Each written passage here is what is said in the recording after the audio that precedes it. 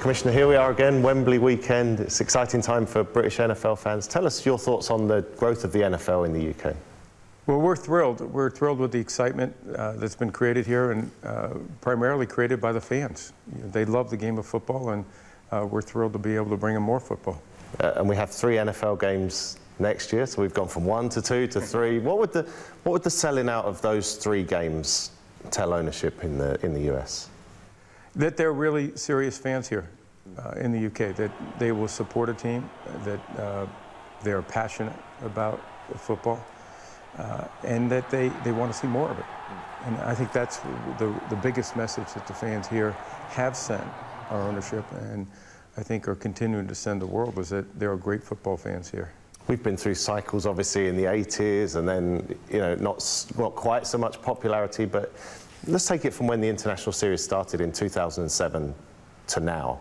Have you noticed a big difference from that period to now in terms of the growth? I have, and I've seen it on all levels. You know, obviously now we have 2 games sold out at Wembley, and you can see by the reaction of the fans in the stadium that these are serious fans. And then you also see it through our television coverage. You know, we're seeing rising numbers. We're seeing more and more interest in the games on a regular basis. And it's less event-driven as much as it is serious fans who want more football. And I think that's what is most exciting for me. And, you know, when we were here in the 80s and 90s, as you know, there may have been a little bit of a novelty to it. I think we're well beyond that. I think we're now getting into serious football fans.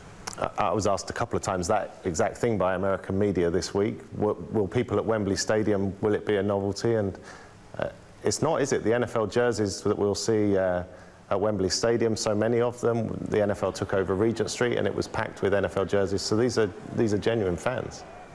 I think they are, and they are very good fans. I mean, they understand the game of football, and you can see how they're reacting and how sophisticated and good knowledge of the game, and it's really quite remarkable. So, you know, we're excited about the future here.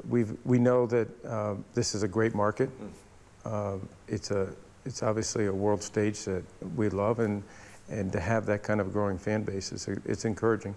NFL coaches take things one game at a time. I'm sure you take things one step at a time, but we get excited anyway. So I'm going to ask the question: is there an end game? Is there a possibility of an NFL franchise in London?